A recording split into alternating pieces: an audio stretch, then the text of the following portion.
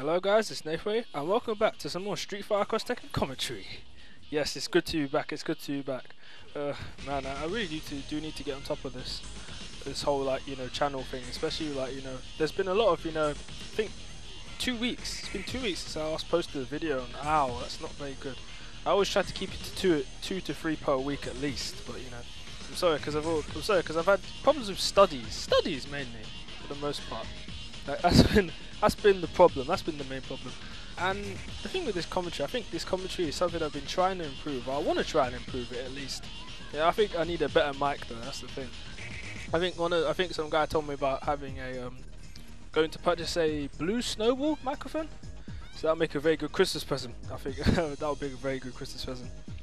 And so you're wondering, oh, who are we fighting? Yes, this is another one of my fun with videos. As for those who don't know, I've been running this for. Actually, my first video was like 2 weeks ago, haha! And it was with some guy called Osleo. Now, we are facing some guy called Drealer, who plays the very, very dangerous team of Xiaoyu and Lily. And you're probably going to wonder, why am I saying they're dangerous? Like, what makes this team so dangerous? Why? Because, I mean, generally, because you have those people out there who have that stereotypical viewers, because, oh my god, it's just 2 girls on the team, they're going to be insanely weak. Or those kind of people who are just big fans of, the whole man strong, woman weak. Yeah, that kind of philosophy. There are some people still like that. But, yeah, they are dangerous simply because they do a lot of damage. That's their biggest strength.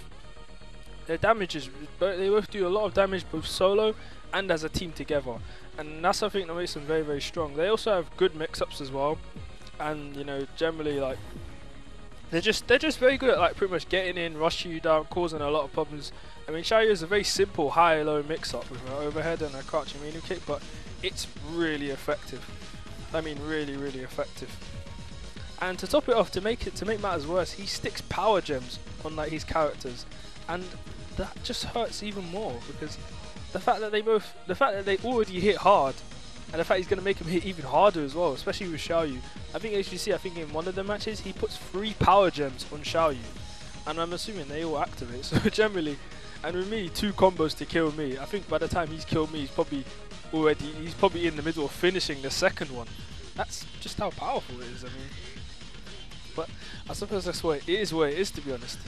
Now, right, speaking of gems, I've been looking at the pay-to-win system, the pay-to-win gems, as a lot of people have to call them.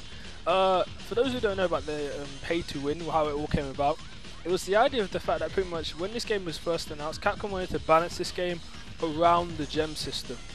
And so what they did is that's what they did. And unfortunately, what they did is they decided to basically make some of the gems you had to pay for. And the thing is, with these gems are way stronger than pretty much the gems that you get if you buy the game. So for instance, these 2 gems, they actually added new gem types as well. Like for instance, there's 2 gems that are most notable. They're called Motivation and Resolution. And Motivation and Resolution, for those who are kind of familiar with the gem system, they're kind of like the Harmonize and Life Force gems, only they're to do with meter. And for those who don't know, with Harmonize and Life Force, Harmonize I think probably builds up. Oh no, Harmonize gives you instant meter, instant life restoration if you fulfill the conditions, and Life Force slowly rebuilds up your life. Whereas Motivation and Resolution, they're basically that but with meter, and they are in all honesty, I think they're really good because the thing with especially with some of the conditions, the thing with both of them is that I think Motivation is the one that basically gives you a certain amount of meter. And what that does is that I think there's one gem for it. It's a certain setup where you have to be at 25% health to activate it. And it is really, it's really good. It's really effective, especially because if you are if you're trying to do Pandora setups, it's very effective. Very effective. Considering if you need that wall bounce Pandora setup and you only have that one bar. You need that 1 bar of meter especially. Because I'm trying to build it up there by whiffing normals, and you need that 1 bar meter. That Motivation gem can really save you if you're in a tight spot.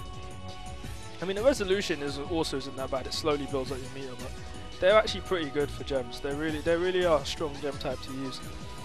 I mean, the thing is, I don't know why they actually want to make pay to win kind of gems like this. I don't get it myself. I don't know. It's more of a I think it's more of a management issue. I mean, I don't know. I don't think it's more of a developer issue. I think it's more of a manager issue on that part. You know, you gotta make that money when you're in the business, but I don't see the point, especially. But that said, back to the teams, because I really want to talk about both these teams. I think we may disagree on this. I'm not sure. I mean, I can't speak for Doug because he's not here, but I think that both of our teams are very, very high risk, high reward teams, and the only reason why I say that is because both of our teams do a lot of damage, and both of our characters on our team have low health. So essentially, it's the one who pretty much get the momentum first, who tends to win, or the one who's pretty much, you know, in control of the match. Oh, that's layman's terms. The momentum first. I'm kind of into having good momentum on my side, but you know, a lot of people think, oh, that's not true because you just zone and shoot fireballs. But I do like to try and rush down. I'm trying to basically incorporate it more. I mean, hopefully the patch will allow me to rush down a lot easier. I think because of the buffs to Akuma, making it more offensive rather than, you know, sort of defensive, in the fact that all you do is roll teleport and try to zone. I think the zoning game is still pretty strong though with him. I think the idea of pretty much trying to play the projectile mind game with people, I think, is really good. But you know, these buffs I think will just make it more offensive based, and this is really good, and they're just really good in my opinion. But that said, I think pretty much you both have to rely on rushing down, and generally what you'll find with these matches is that, I said before, one gets momentum first will win. But one thing you'll see with me especially is, as I try to be very, very lame against Xiaoyu, because I think to myself, what is Xiaoyu doing? I think most of the time I'm trying to figure out what she's doing and how to actually get around to beating her, because the thing with Xiaoyu especially is that she has that overhead, and that overhead is extremely good because it avoids a lot of attacks, like a lot of normals. She's very good at just avoiding things because of all of her stances and pretty much her safe pressure like that. I didn't know that was safe, so I'm just gonna pay the price for it. But she's very good at avoiding like a lot of moves in the game, especially that overhead. So I could just be pressuring her, but if I just stick out, I think what you need like a normal that hits about your character's neck height or something like that. Very like high norm, very like a normal that kind of like hits upwards more. You can't really use like general sort of pokes, like the kind of Shoto pokes, like, you know, crouching medium kick and crouching heavy kick, because you just go straight over it. And that was one of the things I was thinking to myself when I was facing Xiaoyu. I thought, is she just gonna overhead? She's just gonna overhead, right? I always keep thinking to myself, she's just gonna overhead me, and because that overhead leads to so much damage, it kind of makes you fear it. But then again, she has the low, and the low also leads to massive damage. So she's kind of tricky to fight against. I mean, considering I never really, before these matches, I never really had much experience against, you know, Xiaoyu as a whole, as a character. I just thought, oh, okay, let me just go in and see what I can do. And yes, yes, of all things, go with fight like one of, like, you know, arguably one of the best Xiaoyus on PSN, or at least in my opinion, one of the best Xiaoyus on PSN. I know if he's watching this, he's probably gonna say no. I can understand being modest. I can understand you being modest, like. It's one of those things, because, you know, sometimes you have these people out there who are just really, really overconfident about themselves, and sometimes you have the people just very, very modest. And that's what sometimes you get. Those are the kind of players you get sometimes in fighting games. But hey, that's how it is. But you'll find especially that I want to try and lame him out as much as I can. I know he probably will not like that idea, because when he gets in, it's like boom, it's gonna hurt so much. But I want to lame him out so much. But in the Lily mirror match, I try not to, because I think, well, you have to get in anyway. I think that's the one thing with the mirror match, the Lily mirror match especially. Generally, it's kind of the same thing as this whole bunch of matches. The one who gets the momentum first is gonna win straight up, and it's the same thing with the Lily mirror match, because her weaknesses is the fact. One of her weaknesses is the fact she can't take pressure very well, and this is basically like due to the fact that her reversals on wake up aren't exactly the best in the world. She has like she has EX Angel Knee, and she has like EX counter, but EX Angel Knee, at least in this version, misses on crouching opponents. So you can just sit there, walk up to her and duck it, and you can just punish her for it very badly.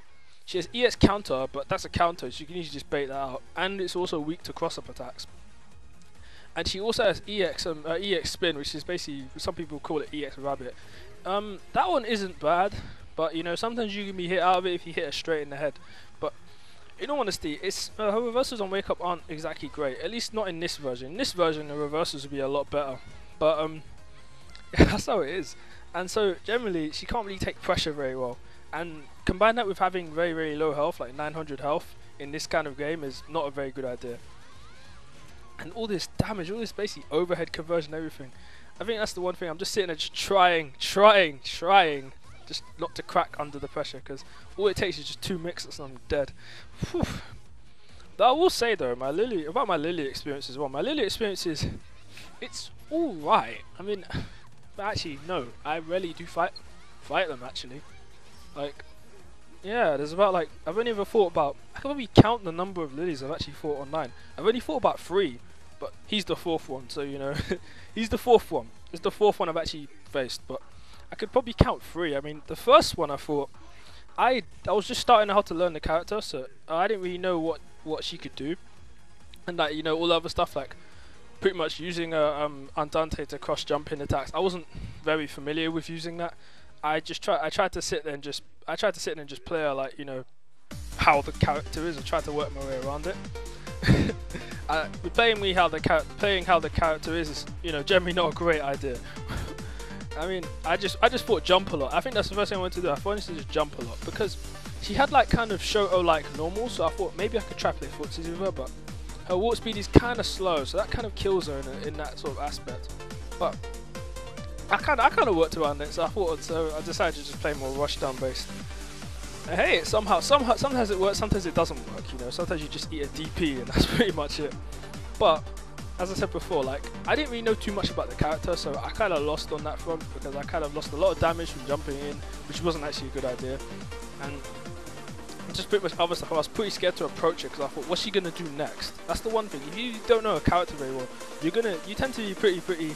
I tend to be pretty nervous when I don't know a character very well. I don't know anything about the matchup. It's really tense stuff for me personally, because I'm always a big fan of having all the information from the get-go, not just going in blindly, you know. Because otherwise I can start rushing down. I can start, you know, I don't have to worry about any sort of get-off moves or anything like that, or if they haven't, you know. Like, I mean, Xiaoyu's biggest weakness is the fact her wake-up options aren't really good, but I didn't really abuse the hell out of that in this matchup a lot. I think that was the biggest problem I had. I didn't abuse them too much, so I didn't really get in on her on a wake up, but it is what it is, I suppose. And the second Lily I fought, I don't remember the guy's name. What was his name? I think he was something. I don't remember his name very well, but I know he had Ken as his secondary, and both his Lily and his Ken were in blue. And I think the key for that match was, all I did was I didn't respect Ken's crouch and medium kick. So I just kind of like did not respect that. I got kicked straight in the face into a full tatsu and I'm dead. So that's exactly how it works when you play this guy. Huh? I basically just took one of those and boom, dead. Dead Akuma. You know, tatsu, switch cancel, boom, dead. That's how it worked. Man, that kind of sucked, I'll admit. Didn't feel bad after that, but I'll just admit I made the mistake. That's how it is sometimes. And the third Lily I fought, the third one, was from a guy called Kenny Kawaii. For those of you who don't know who he is, he's a fellow YouTuber like myself. Does commentaries and stuff like that. He does Let's Plays right now. I don't think he plays this game anymore, but the one thing I remember with his matches is that I think the one thing I thought when I was going through those matches, I thought maybe I should just zone her out. That's the first thing I thought to myself. I thought, just zone her out. Never let her come close to me at all. She will not come close to me. If she does, I'm just going to teleport away. That was the first thing I thought. I mean, this is when I was playing as Akuma. When it's Lily, I thought, well, just try and get her in, and if so, just keep it to the Akuma Lily matchup, because I think, I want to try and zone her out as much as I can. And I got hit by the Hail Mary EX Angel knee. Yeah. Ow, that kind of hurt.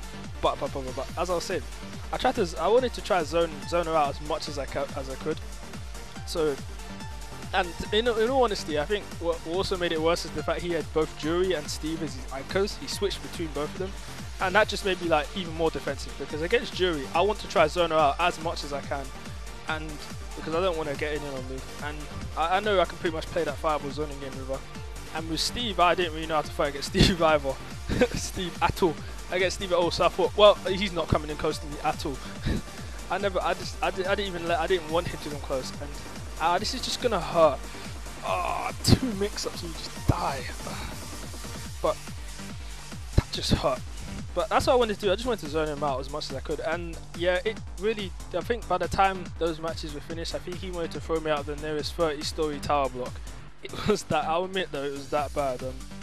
I'm really sorry for that. I'll tell you straight up, I'm really sorry, because like, you know, I mean, now I actually have a better handle on the characters, or how to fight against the characters.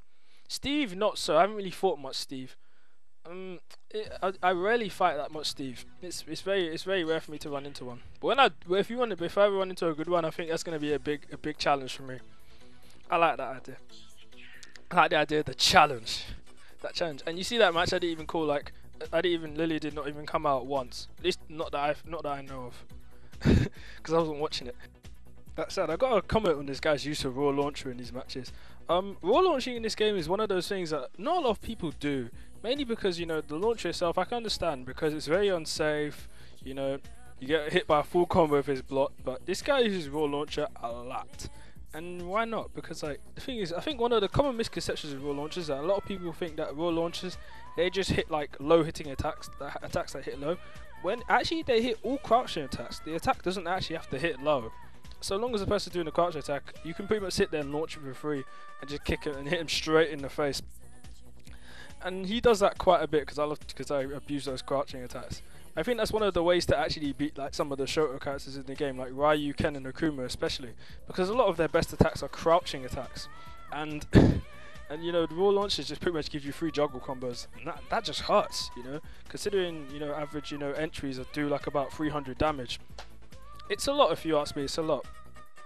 So I think like this is one of those. I think this is one of those. Yeah, this is the match where I cracked a little bit, because you know I was talking about cracking under the pressure. Yeah, I think it got to me a little bit, because it was hard. It was hard to kind of open it up. I think that's the one thing about playing a Shoto. Sometimes you can be very predictable, and once that person like realizes you're like insanely predictable, they can really take the match very quickly. Like now, for instance, that little safe dump set, that little setup she did there, was supposed to make my uppercut with. There you go. What I've got to say is good games to that, man. Baited me out so badly for that. But yeah, good games to Dog Drealer. That's the end of the video, guys. I really hope you enjoyed it, and I hope to put up more content similar to this, or probably more Road to B rank stuff. I need to do that, but that's all for now. So I'll see you guys later.